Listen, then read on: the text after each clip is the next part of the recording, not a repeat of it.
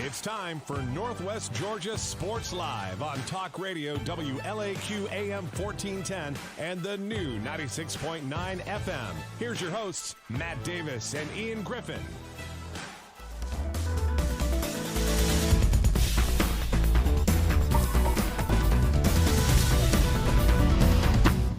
I did it again. He did it again. I'll have to let Coach Groves know. It's like a thing. It's like a thing now.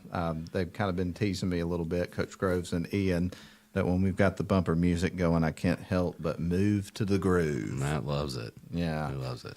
Well, I tell you what, man, it's hard to believe it, but we're getting ready for another weekend of high school football. We're glad to have you with us on this episode of This Week in Northwest Georgia Football. And Ian, what once was your favorite part of the show is slowly becoming my favorite part of the show. Yeah, you've, I mean, has it been Dalton that has helped you claw your way back both times? I believe so. Yeah, the Catamounts coming through for you. Yep, so we had one difference in last week's show, and I had picked the Dalton Catamounts to beat Cass. Ian picked Cass to win that game. Dalton came through with flying colors in that one. Yeah, and we talked about it last week. Cass coming off the emotional near upset of Cartersville the week before. Would that take the wind out of their sails? And it looked like that is exactly what happened, and the Catamounts won that one decisively. So you now trail by one game. What once was 3 is now 1. But as we talked about in this show, to quote Ricky Bobby once again, if you're not first, you're last. And I'm still last because there are only 2 of us. So still would rather be in your position. But it does make it more interesting going into the picks, only being down by 1 at this stage of the season than it would be down by 3, with basically teams only having a couple more games until you get done with the regular season, which is mind-numbing. Yeah, but I mean, with the regions that we're talking about week in and week out, you're going to have some opportunities here because there's some tough games to pick. You know, we've got several on the docket this week, and with the matchups that are left the last 2 weeks, I mean, I don't even have to think hard about a couple of them. But Pepperell and Dade, Trine Pepperell this week. We don't pick Darlington, so I get to dodge you on that one. But and then you hop over to Cartersville's region, and every game is a toss up, and there have been some thrillers there too. So one game is narrow. It's a narrow lead. Yeah, it definitely is. But back to the results from last week. I was 9-0. As a matter of fact, I don't want to try to toot my own horn. I mean, it's just picking games, but I was perfect last 2 weeks. Hey man, that's awesome. So, and you were 8-1. It's not like your picks were stinkers or anything like that. So we both had pretty good weeks of picking there. but you're still in the lead, 69-13. There's your favorite part. Yeah. I've got the lead. I'm behind by 1, 68-14. Yeah. And it's always a tremendous amount of fun. It's a long season, It is. And I do want to, right out of the gate, talk about something that's different for our coverage coming up this week, because we're getting ready for some Thursday night lights, as you talked about yesterday. Out at Darlington, they get ready to host a red-hot Armurchie team, another big Region 7A Division I showdown that's going to take place, but this time on a Thursday, and that's because of the ongoing official shortage. So some games get shifted around from time to time, and they announced this past week. And so Darlington has a tough game last week against Pepperell down in Lindale, and then they have the short week to get prepared for this game against Armurchie, a team that had a bye week. I think Pepperell had a bye week before the Darlington game as well. So, it's going to be interesting to see, this matchup coming up. And, we've heard a lot of coaches around the area being quoted in the paper in different places talking about how this is the toughest Armurchie team that we've seen in a while. Yeah, absolutely. 2 weeks ago, they were down 14-6 and driving to try to even the game up, and Pepperell was able to strip the ball and return it for a touchdown and won that game 20-6. But they were in that ball game, and Armurchie has a lot to play for here. They're still fighting for a spot in the playoffs. So the Indians are going to come to Chris Hunter tonight ready to rumble. And Ian, as we're talking about last week's game here in this opening segment, obviously, you were probably a little bit surprised by Cass coming up as short as they did against Dalton. But were there any other games that jumped out to you as surprises last week, or did everything else kind of go according to plan as far as you saw it? Yeah. I mean, I think so. I was a little surprised by the margin of victory for Model in that game. I thought they would run up the score a little bit more, but we talked with Jeff Gable earlier this morning, and he they pitched a shutout, so that's one real positive to take away from the game. But 14 points, I thought they'd score somewhere in the 30s in that game. So I was a little surprised by the Model's offense not having a better night. Other than that, we got exactly what we've come to expect from the Cartersville Hurricanes. They won them by 1 point over Hiram. They have just found a way to pull off thriller after thriller this season, and got another win last week. But that region continues to just bring the heat with every game. Well, we're going to take a break here in just a couple of moments, but I do want to, in this opening segment, we kind of alluded to this just a moment ago, kind of break down our coverage for this week, because it is a little bit different having a Thursday evening game. Here on WLAQ, we'll be with the Darlington Tigers as they get ready to host the Armurchie Indians. And the way our programming that is going to work today is we're going to have, of course, this show right now. Then coming up at 6 o'clock, we'll have the radio edition of the show, just the audio that you hear from this show. Coming up at 6:45, we'll have the radio edition of the Coach Grove Show for you. At 7:15, we're going to go live at Darlington School. We'll be by the lakeside tonight at Chris Hunter Stadium.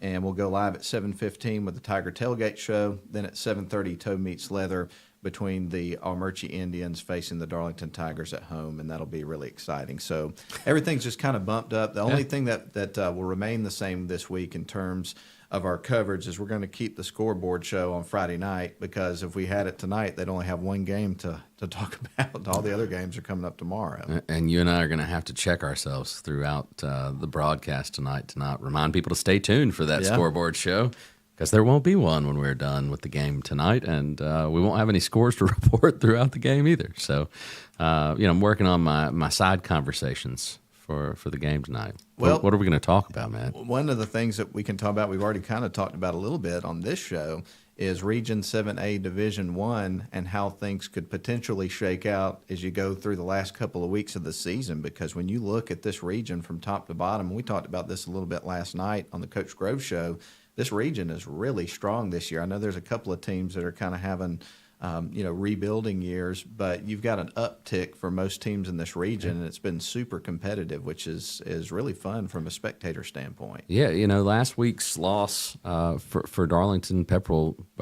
First off, let's tip the cap to the Pepperell Dragons. Heck of a performance last week, especially in the second half. Sam Ross was one of the players of the week, correct? Voted by the Georgia High School Football Daily. And he earned it. He played great. So Pepperell has let the region know. They put everyone on notice. They're they're fighting for that region championship, and they have a huge game against Tryon. But let's just say the Bulldogs win that one. Darlington manages to beat Tryon. Who knows about our Murchie's? Dade County's still in this mix. I think Pepperell still has to play Dade. This thing's not over, and there are a lot of good teams in this region. So how this shakes out over the last 3 weeks is going to be fun to watch unfold. And talking about Pepperell, you referenced their quarterback, Sam, did a fantastic job, but also Tyler Rogers running the football. They've got big physical linemen up front. They played very aggressive in that game.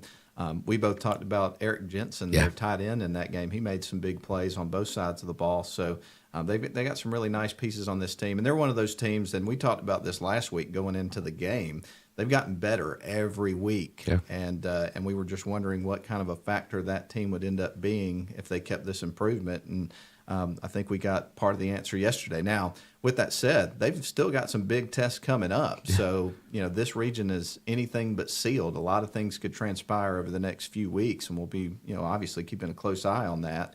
But, you got a few teams in there that could hoist the trophy at the end of the year for the region title. Right. So, big game coming up this week up there at Sam R. McCain for the Pebble Dragons, which we're going to talk about in detail coming up in just a little bit. Here's a preview of the games that we're going to be picking. Really excited about this slate this week.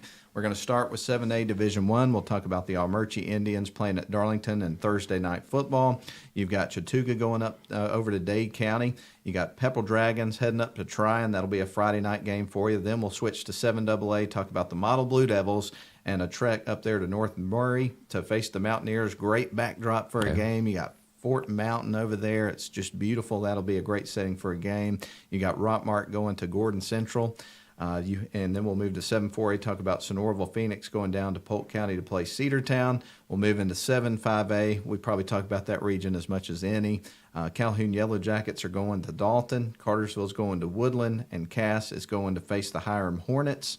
And then we'll talk about one game in 6-6A. The River Ridge Knights are going to be facing the Rome Wolves over at Barron Stadium. And in 7A Division I, the team that has the bye this week are the Coosa Eagles. So that's what we're looking at for the show today, and we'll take a break, and we'll come back. We'll get things rolling and start to pick some games. We're glad to have you with us. We'll be back on This Week in Northwest Georgia Football.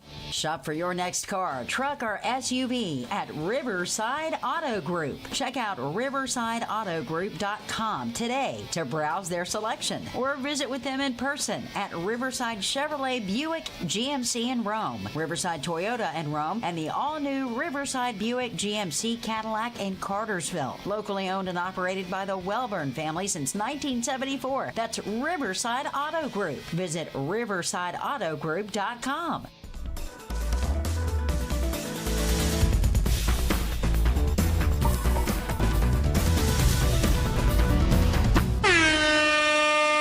we go. We're going to start with one we don't pick. We just talk about it because we call the Darlington Tigers football broadcast. So, our Murchie tonight travels to Chris Hunter Stadium. It's Thursday night lights, as we mentioned, Matt.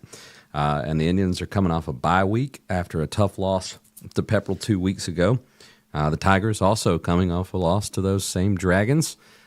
So both teams are looking to bounce back and are fighting for playoff position here. I mean, Almerchi's still in the hunt. This is a good team, a physical team up front with some really good skill players. They're a running team. They want to establish the run, so Darlington's going to have to play sound defense after a week where they struggled with, I think they tallied up 33 missed tackles against the Dragons. That's something they are working hard on in practice this week, and it's going to be interesting. You're going to get the Indians' best shot. I think it's going to be a very rowdy environment tonight at Chris Hunter, and we're going to see if this good week of practice that the Tigers have will be enough to get them a win. And, another factor that plays into the game is you hope you get some guys back because Darlington's been pretty banged up. You didn't see Demarion Floyd last week. Several other guys. Sam Wooten has been out for a few weeks. Hendricks Jones, Evan Parton. I'm trying to think of I'm leaving somebody else out there. I know there's one that I just didn't mention. But anyway, hopefully they'll be able to get some guys back. We'll see what happens there. We don't have any kind of report on that. I do want to talk series history about this one. Darlington leads at 19-2. Last meeting, Tigers won 45-7. The only two wins for Almerchi in this series date back to 1992 and 1993. That was during the Tommy Welch era. People remember that well. It was the most successful time in program history. The 93 team was the one that made it all the way to the semifinals and came up just a little bit short to Larry Campbell's Lincoln County team by a final score 24-20. And then Lincoln County went on to win I don't even know how many championships they won back during those days, but they won it that year. But that was a very, very good All-Murchie squad. So anyway, figured I'd throw that out there. But, Ian, as we've talked about, I've been told that All-Murchie is very physical. They've got some strength on the line of scrimmage. They do have some solid playmakers at the skill positions. Had some turnover issues. I think that's one of those things. If you're the Darlington Tigers, you want to win that turnover battle, force some turnovers, make things difficult on the Indians. We'll see what happens, but it's going to be a great night of football. This is a much improved All-Murchie team. I think it's going to be a competitive night of football, and we're looking forward to be there to bring you the action. Heck yeah. Yeah, and that's all we got to say about that one. Moving along. Chattooga Indians at Dade County. Look, Dade County has, you look at that record, and people who haven't seen this team play probably assume they're not a very good football team. They're a very good football team. They gave Darlington all they could handle. They gave Tryon all they could handle. They're going to give Pepperell all they can handle, and Chattooga is not going to have enough to go on the road up to Trenton and win this ball game. And that's not a knock on Coach Gable's bunch. They're young, and they're rebuilding right now, and they're not quite ready to go up there and get the W on the road. Yeah, this Chattooga team has some nice pieces. They've got some decent speed and athleticism like you expect with a Chattooga team. Quarterback Landon Willingham, you've got running back Zayden Cook, Dan Meyer. All those guys are capable of helping them generate some explosive plays, but they've had issues finishing drives. They've been one of those teams that just can't seem to string enough plays together in a positive nature to score and keep teams out of the end zone on the other side of the ball. Dade County's physical. They've got size up front. They have some different looks that they'll give you on offense to keep your defense guessing. They really keep you on their toes, and they play sound, fundamental football, and I think they're going to be very disciplined in this game. It's going to be a difficult game here for the Chattooga Indians, so I'm going to take the Dade County Wolverines to win the game as well. Pepperell Dragons traveling up to Sam R. McCain to take on the Tryon Bulldogs. This is a huge matchup. The winner really takes command, especially if Pepperell can get this win of the region championship race. Last week was the first chance you and I got to see Pepperell. We had heard from everyone in that community. They were getting better each and every week. Very impressive quarterback play from Sam Ross. I think I looked over at you at halftime. I was like, he hadn't made a bad decision yet. I mean, he was going through his progressions, putting the ball on the money when he was passing it, pulling the ball when he needed to in the read option, and just had a heck of a ball game. If the Dragons can play at that level and maintain that throughout the season, they've got a chance to win out and hoist the trophy. This is going to be a tough game, though. I think Tryon matches up better with Pepperell in the trenches than Darlington, perhaps, and I think that's where that and the home field advantage are going to be the difference here. That Cade Smith, heck of a passer. I think Tryon's got enough to get the W, but I expect this one to be close. I do too. I'll be interested to see how it goes. Tryon beat Chattooga 52-17 last week. Toby Maddox rushed for 309 yards and 5 touchdowns, had only 11 carries in the game.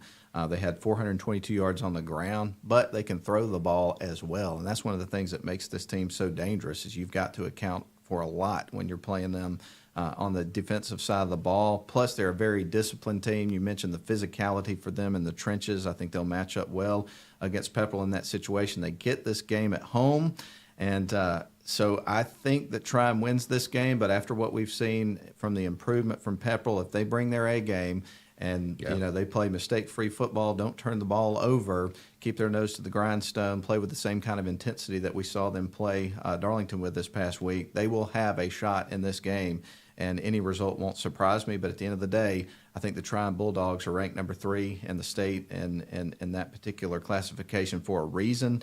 So I'm going to take the Tryon Bulldogs to win the game, but you never know what can happen on a Friday night when you got two teams that are playing at a high level and are playing with some momentum. Yeah. So we agree on this one, but we'll see if we're right at the end of the night. All right, let's see. We've talked about all the games in Region 7A Division 1. So I think this is a good place to take our second break. We're going to come back and break down 7B AA as well as 7-4A in our next segment here on the program. This is This Week in Northwest Georgia Football. We're glad you've chosen to spend a little time with us today. We're having some fun picking some football games. So we'll go ahead and take a break, and we'll return.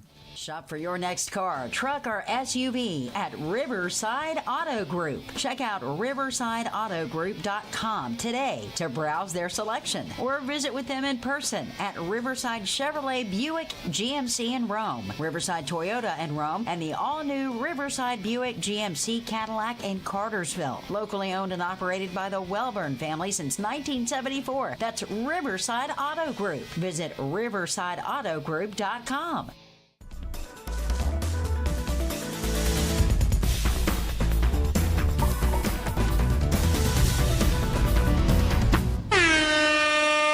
Model Blue Devils traveling to North Murray. What a beautiful place for a football game. Our friend Jeff Gable may be sitting outside in the rain, calling this one. Have fun, Jeff. We'll be in the nice, cozy press box up there at Chris Hunter Stadium. We've been blessed this year. We haven't had to sit outside a single time. Right. It's been great. Tomorrow I might be sitting in the lovely confines of my media room in a recliner while he calls that game, since we have a Friday night off. That's right. If it's raining, I'm certainly not going to get out and watch another game. But we'll see. Hopefully the weather holds. And this is a model team that has a lot to play for. They're still fighting for a home playoff game. If you go back to last year's matchup with North Murray, they lost that game 35-28. We know North Murray is known for what? Offense. They can score, no doubt about it. But this is a pretty stout model defense. If they can play mistake-free football and stay ahead of the chains on offense, they're going to have to score in the high 20s, low 30s to come away with a victory in this game. I think they have a chance, but I just think at home the Mountaineers are going to have too much offense. And I agree with you on this one, and I think one of the biggest things is when you look at North Murray's offense, their quarterback, Skylar Williams, we talk about this every week. He is a guy that can throw the ball. He's got some good targets led by Judson Petty, set a state record earlier in the year. They can run the ball as well. The quarterback can run the ball and make things happen with his feet and scramble. So they're just going to be tough to contain for pretty much any defense. I believe they're going to get their points. So I think the question is, you know, if Model can't set the tone with their defense in this game, can they keep up with the offensive prowess of North Murray? And I'm not saying they can't, but based on what we've seen so far, I think it's going to be a tall order. So I'm going to take North Murray to win this game. They get this one at home, and I think they're going to do it with that explosive offense. But at the end of the day, obviously rooting for the local teams, and we'll see what happens. I don't count the Blue Devils out, but I just think right now the North Murray offense is just going to be a little bit too powerful. But hope I'm wrong on that. Yeah. All right. Yeah, absolutely. Yeah. So we've covered that one. We're moving on. The next one, Ian, is going to be Rockmart going down to Gordon Central. And you've got at least like 5 minutes of analysis ready for this one, right? We're going to spend the most time on this one. Okay. Yeah, because, Rockmart, pretty good football team. I think they've showed us that. I'll sound like a broken record here, but this is a Rockmart team that was absolutely tested every week before region play. And it has set them up for success in region play. They still have a big game looming on the schedule. They've got to play North Murray. That game hasn't gone down yet. So depending on who wins this model North Murray game, I guess that'll set up the battle for who will hoist the trophy at the end of the year. I'll go ahead and show my hand. I don't think it's any secret. I think Rockmart wins this region, and I think Rockmart scores 100 tonight or Friday night if they want to. Did you somewhat throw in a Larry David nod there? Yes. Pretty good. Well, I'll throw another one in there. Rockmart, GT, guaranteed tremendous for this game because they are playing some high-level football. Rockmart leads the series 7-0. Last meeting, 2022, they won this game 63-0. And I'm not picking on Gordon Central by saying this, but their losing streak is now at 28 games. You're going to make it 29 after this one. I just don't think that they have a shot in this one. Rockmart beat Murray County 57-0 this past week. They led 44-0 at halftime. 332 total yards on 36 snaps in the game, according to Georgia High School Football Daily. I think that there'll be even bigger numbers by the time this game is over. and it'll be tough sledding for Gordon Central in this game. So anyway, we both agree on that one, and no surprise there. That's going to wrap up this segment. No, we said we were going to talk about 7-4A. We've only got one game to talk about in that region, so we'll go ahead and jump into that one. This might be the toughest game on the docket this week to call. I had to really think about this one because Cedartown has been a tough case study. I think this is going to be close, no doubt about it. Sonoraville has a heck of a team. Jackson Pate's a great quarterback. He's got a lot of weapons there on offense that he can go to. They're going to be able to score points. But Cedartown is pretty stingy on defense, so I don't think they're going to be able to score a lot of points. And if they can get the running game going in front of that home crowd, I like the Bulldogs to get the win here, but I really could see this one going either way. So you're picking Cedartown. I'm picking Cedartown. I'm going to pick Cedartown. I'm going to disagree with you a little bit. I've thought about this game a lot. My initial reaction was the same, that I thought this could be a close game. We've seen the Phoenix. They have some decent size, nice playmakers on offense. Jackson Pate's a good quarterback, can scramble, make things happen. And I don't think they're going to be stunned by what the Bulldogs bring to the table. They know the reputation of this team. They've played them. Last year they got beat 48-0. This is a different team. At that time, the Bulldogs were ranked number 1 en route to play for state championship. This is not that team. But I think Cedartown's size, their athleticism, and physicality are going to cause problems for the Phoenix early in this game and maybe force a turnover or two. And I personally think that even though I do think Sonoraville will find a way to score, I think that the physicality from Cedartown is going to cause them issues, and they will pull away in this game. So I think it may be close for a little while, but I think Cedartown is going to win it by a few scores. But I could be wrong about that. Yeah. I'll be interested to see. It is an intriguing matchup, and we see the result as the same as far as who wins and loses. But for some reason, I just have a feeling that Cedartown is going to take control of this one and playing it at home. All right. That factors in too. But who knows? It's Friday night. It is. It's not today. Today's Thursday, but it'll be Friday night tomorrow night. I assure you that. All right, let's see. Let's go ahead and take another break. Okay. We're glad you're with us here for this episode of This Week in Northwest Georgia Football. We shall return. Shop for your next car, truck, or SUV at Riverside Auto Group. Check out riversideautogroup.com today to browse their selection or visit with them in person at Riverside Chevrolet Buick GMC in Rome, Riverside Toyota in Rome, and the all-new Riverside Buick GMC Cadillac in Cartersville. Locally owned and operated by the Welburn family since 1974. That's Riverside Auto Group. Visit riversideautogroup.com.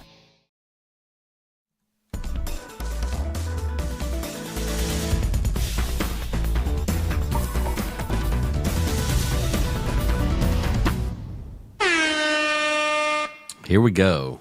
What might be the most intriguing region that we cover? We've got the Yellow Jackets of Calhoun traveling to face the Dalton Catamounts, who have been a good friend to Matt Davis. Will he reward them by picking them to win this game at home against the mighty Calhoun Yellow Jackets? I guess we have our answer. Look, there aren't any easy outs in this region, and these two teams don't like each other. They're pretty close. This is the battle of carpet country. It's it's going to be an interesting game. Battle of carpet country. That's right. I like that. That's right.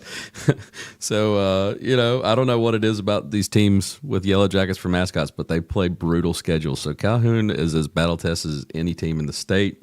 It's on the road. That's good for a couple of scores for Dalton, but at the end of the day, I'm taking Calhoun to win. Yeah, I'm going to take Calhoun in this one as well. Dalton's been consistent all season long. Good wins over Rockmart, most recently Cass, as you referenced, generate 38 points a game. They can score. They've kept some good offenses at bay at times this year. So I do think they have the ingredients to keep this competitive and potentially win the game. Dalton leads the series 35-14 with one tie. Last meeting, the Jackets won 28-13. They've won 11 of the last 12 in this series. So when I looked at that and kind of the history recently of these two teams, There's a reason why this Calhoun Yellow Jackets team is ranked number 6 in the state in 5A. They're a good football team, got a good quarterback, Trey Townsend, Caden Williams can run the football. I think they're going to get their points in this game, and I think they're one of those teams that's getting better because of playing a difficult schedule. It could be a scrap. This one's at Dalton. Curious to see how this one goes, but I'm with you, man. I feel like the Calhoun Yellow Jackets come out on top. I think it's close. I kind of have a feeling it will be too, because I do think both of these teams are going to score some points in this game, and for that reason, I think it's going to be a really exciting offensive sort of battle, and we'll see if that transpires in that way or not. But should be a fun night of football, No doubt. Okay, let's see about this one. Yeah, I know who you're picking. You're going with the Wildcats. I'll just go ahead and mark that on your paper. All I have to say about this is congratulations, Cartersville fans. You're going to be able to breathe easy this week for the first time in a while, because it has been nail-biting season for Cartersville as they eke out big win after big win after big win. By halftime, you're going to be sitting back, feet up, chomping on popcorn. I'm with you on this one.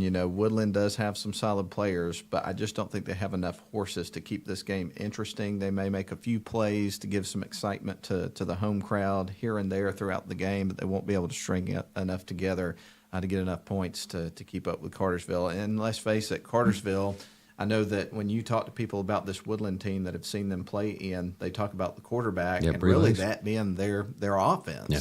And as good as Cartersville is defensively, they're going to have a game plan for him. Yeah. And I think they're going to shut it down.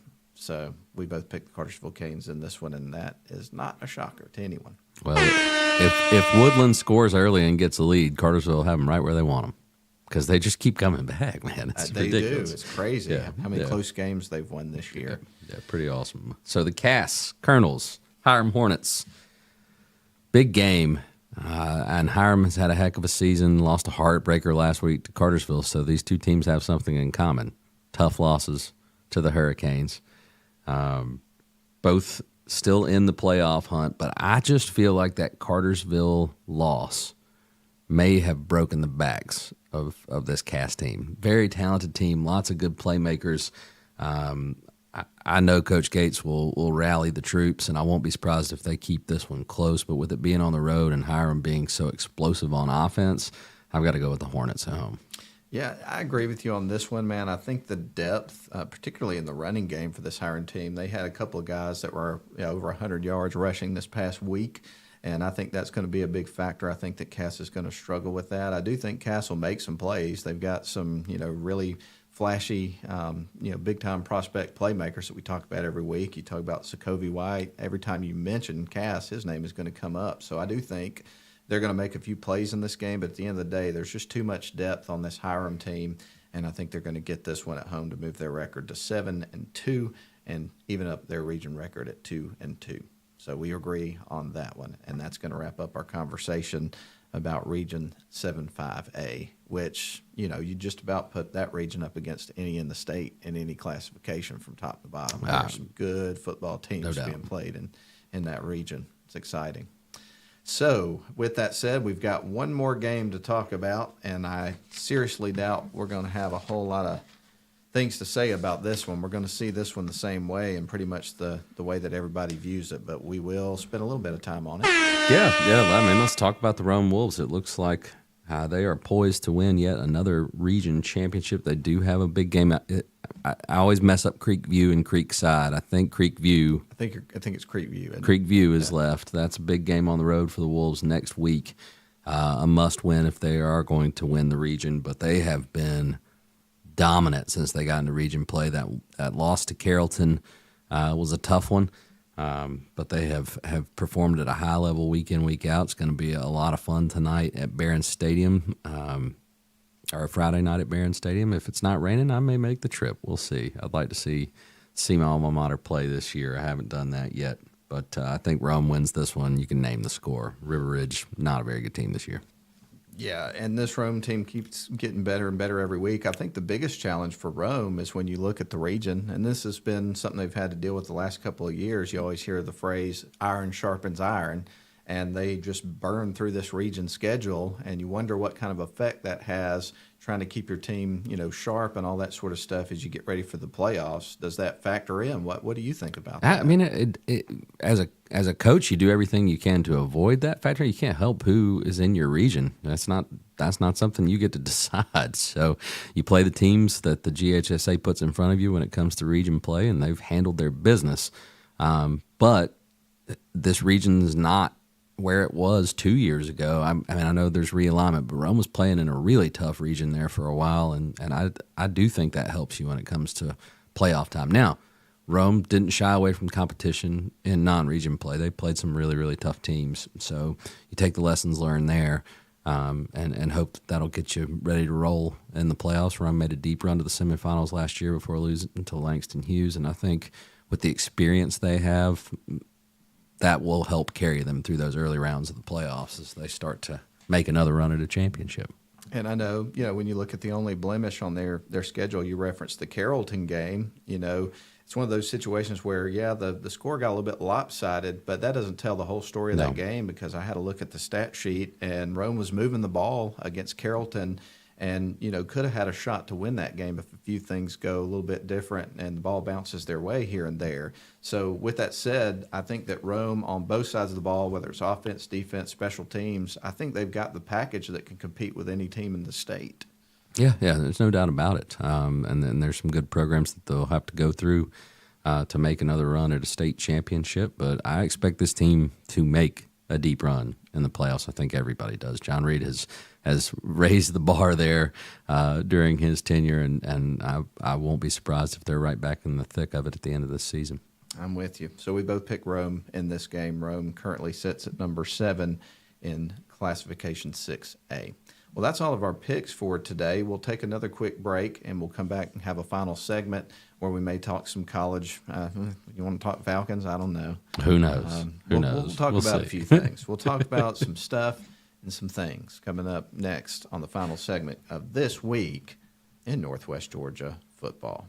Shop for your next car, truck, or SUV at Riverside Auto Group. Check out riversideautogroup.com today to browse their selection, or visit with them in person at Riverside Chevrolet Buick GMC in Rome, Riverside Toyota in Rome, and the all-new Riverside Buick GMC Cadillac in Cartersville. Locally owned and operated by the Welburn family since 1974. That's Riverside Auto Group. Visit riversideautogroup.com.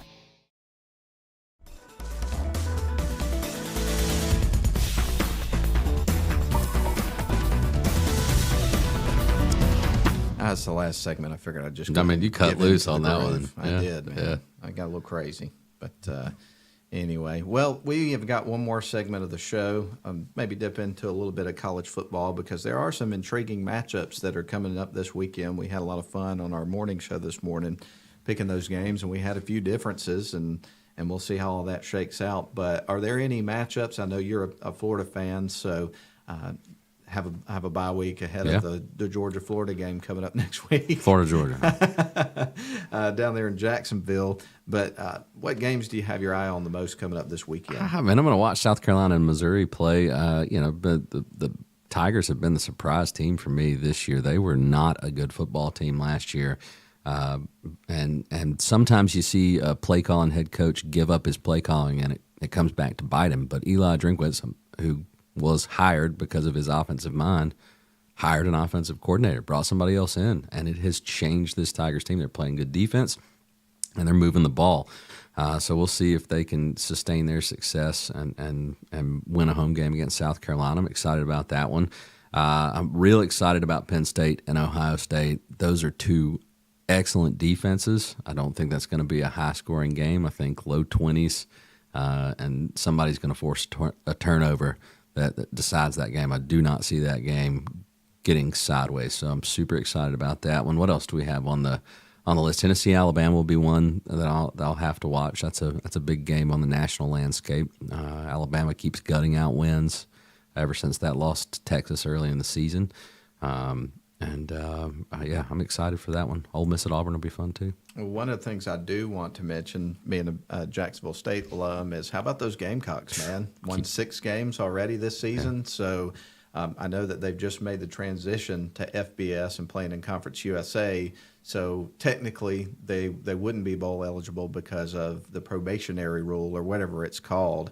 But there is some outside hope, from what I understand, reading an article from the Anniston Star this past week, that they could potentially go to a bowl game if there's one available that they're trying to fill. So there is a chance that Jacksonville State, after all, could be a bowl team this year, which is going to be pretty neat because one of the things that kind of frustrated me as a fan when they decided to make the jump from the FCS up to FBS was I like the playoff format that they have in FCS and been to a bunch of playoff games over there at Jacksonville State and how that breaks down in terms of the bracket. So you've got a chance for a couple, 3 games or whatever the case may be once you get to that point. But now, unless you're bowl eligible, and that's what your best hope for postseason is to get into a bowl game. So that would be exciting. If Jacksonville State ends up in a bowl game, I hope it's somewhere and at a time that I can find a way to go, because that'd be neat to go witness history and get to see those guys play in a bowl game for the first time. Yeah, I'm not a big fan of the probationary period there. They're in the conference. They're playing big boy football if they win enough games.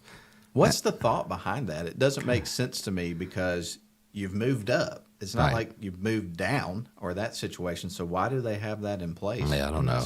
I think it's an old rule and it needs to be done away with. So. Well, they're changing everything else in terms of NIL and the playoff structure and all these different sorts of things regarding college football. So let's get rid of some of that archaic stuff that makes no sense at the same time. Yeah, I mean, especially if they keep winning. What if they end up with 8 or 9 wins? I know. They should go to a bowl game. Maybe, I don't care if it's the toilet bowl. I mean, let them play. But you have to give Rich Rod a lot of credit. And then Jacksonville State's had a great first year in Conference USA. What a slam dunk hire that was for Jacksonville State as they make that transition up to get him to come to Jacksonville. My only question at this point is, with the way he's coached this team, is how long can they keep him there before he goes back up to a higher level? It just depends. I mean, I think if I'm in his shoes, he ascended the coaching ranks to the point where before Alabama hired Nick Saban, they wanted to snag him from West Virginia. And then he goes to Michigan, and that was a complete disaster. So he's tasted what it's like to have to deal with a poisoned fan base. So he may really appreciate where he is now. Well, credit where credit's due on this next comment here from Clay. Graham chimed in our Facebook feed as we were talking about this. He said, must be JHSA that made that rule. Yes. Shots fired. Yes, shots fired. Yeah, it's a bad rule. If the Gamecocks keep winning, they should go to a bowl. Matt, one game. I just wanted to press a button. I know you did. I know the sound effects are just too tempting. But one game that wasn't on our docket this week because it doesn't really affect the national landscape was the Georgia Tech North Carolina game. And Georgia Tech coming off a bye week after the stunning victory over Miami a few weeks ago, in which Mario Cristobal apparently just replaced his brain with a empty can of Campbell's soup. I don't know. It was just mind-numbing that he continued to run the ball and gave Tech a chance. But how do you think the Jackets will perform? And this is a good North Carolina team. Drake May's a heck of a quarterback. That's next week, right? Is it next week? They have Boston College. Oh, they're this Boston week. College. North Okay. Carolina's next week. Oh, wow. Yeah, but that is they get Boston College at home. It's a noon game. They have not announced the time for the North Carolina game. It comes up on the 28th. Okay. I'm a week ahead. Yep. I am. So Boston College, how do you think they play? I don't know. Boston College has not had a great year. Almost beat Florida State. Yeah, they did. They had that particular game and came up short in that one. We'll see. I never know what to expect with Georgia Tech. Me either. So I really don't have a When's good the answer kickoff for for that Boston College game Saturday? You want to go? Noon. You want to go? It's gonna be a noon game. Possibly. Look at it. Look at it. See how much I would tickets think are. the tickets are pretty cheap for that one. I would imagine so. Next week, maybe not as much. Right. But anyway, I wish I had a good answer for you. I just don't know what to think about Georgia Tech right now. Yeah, you get thumped by Bowling Green and then you knock off Miami. And the thing that I would say about that is, and we've talked about this for years, so you're just banging the same drum, really. There's so much potential there for this team. if they want to put their money where their mouth is and go out and hire the right person. And nothing against Brent Key. I think he's done a good job. He's a disciplined coach. He gets the most out of his players and all those sorts of things. But how do you win at the highest ranks of college football? You got to have all that stuff. You got to have the X's and O's. You got to have the dudes. You got to go out and recruit at a high level, pull enough guys from the transfer portal to fill the kind of holes that you have.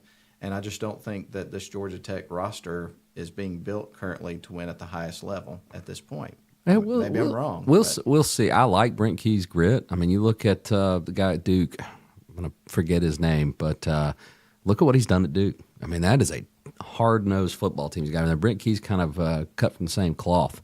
He wants to win, and we're seeing some interest from some recruits. But you and I sat on this program and our other programs last year and said hire Deion. That's and right. Look what happened at Colorado. They should have hired Deion. And Can you regardless imagine? of what happened in the game against Stanford, Yeah, I mean, they won 4 games, a team that won 1 game last year. And- it's a quick turnaround. And let's watch how many blue chip recruits signed with Colorado in this recruiting cycle.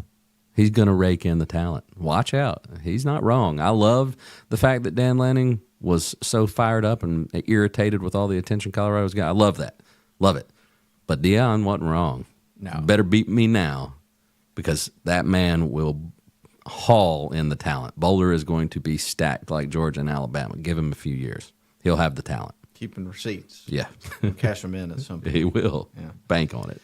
All right. Well, that's going to put a wrap on our time. It's been a lot of fun, and hope that you've out there and the listening audience and viewing audience have enjoyed the show today, this week in Northwest Georgia football. And hope you have a great weekend enjoying all that great high school, college, and NFL football. It's going to be an awesome weekend. It's a great time of year. Absolutely, man. Ian, thanks for your time, man. Always a pleasure. It's going to put a wrap on the show for today. We'll hear one more word from our sponsor and bid you adieu on this episode of This Week in Northwest Georgia Football.